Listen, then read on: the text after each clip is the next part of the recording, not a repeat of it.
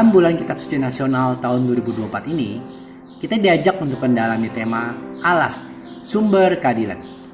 Tema tentang keadilan ini adalah salah satu tema yang diangkat oleh Nabi Nahum dan Nabi Habakuk pada zamannya.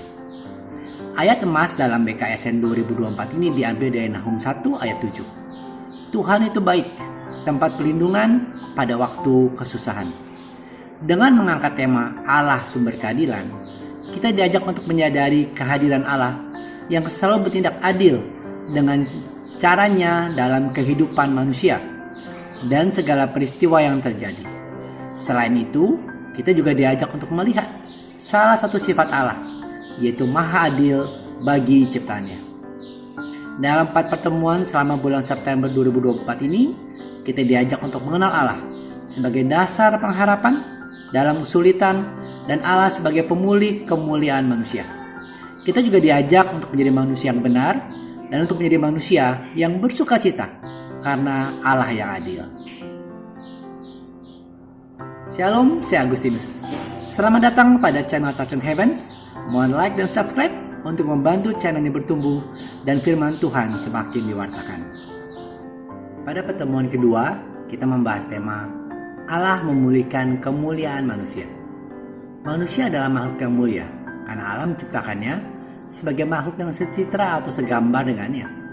Tetapi dalam perjalanan hidupnya, kemuliaan manusia ini hilang akibat dosa yang salah satu wujudnya adalah ketidakadilan.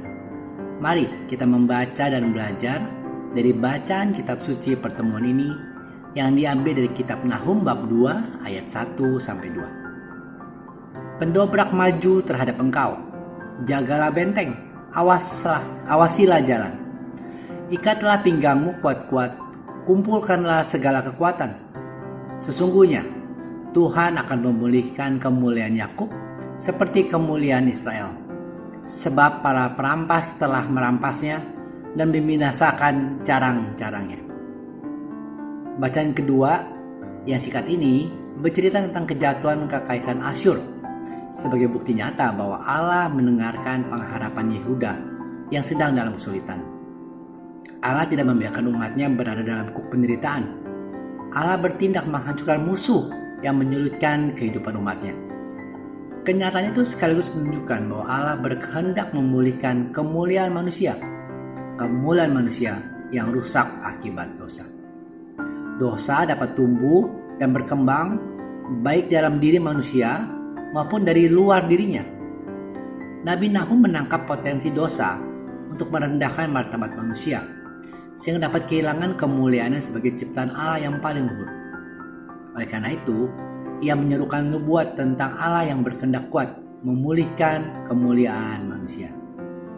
Teman-teman, dengan renungan ini kita diingatkan kembali bahwa tuntutan memulihkan keadilan harus disertai dengan kemampuan manusia untuk mengatasi kelemahannya, termasuk kelemahan manusiawi yang mengakibatkan terjadinya ketidakadilan.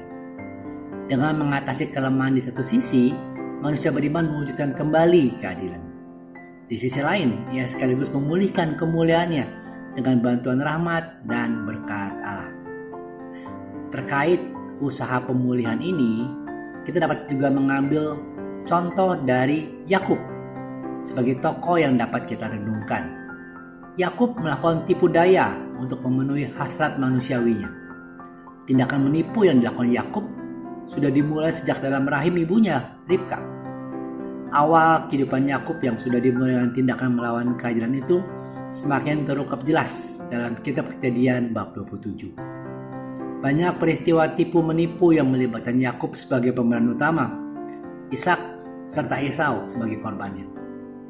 Berkat Allah tetap bekerja secara efektif untuk mengatasi kondisi ketidakadilan.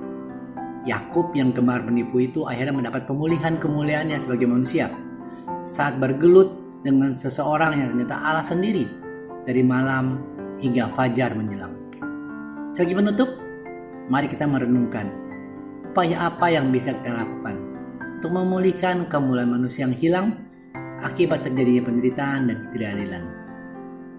Semoga renungan ini bermanfaat bagi Anda dan terima kasih sudah menyaksikan. Sampai bertemu pada video kanal Alkitab Rabu depan.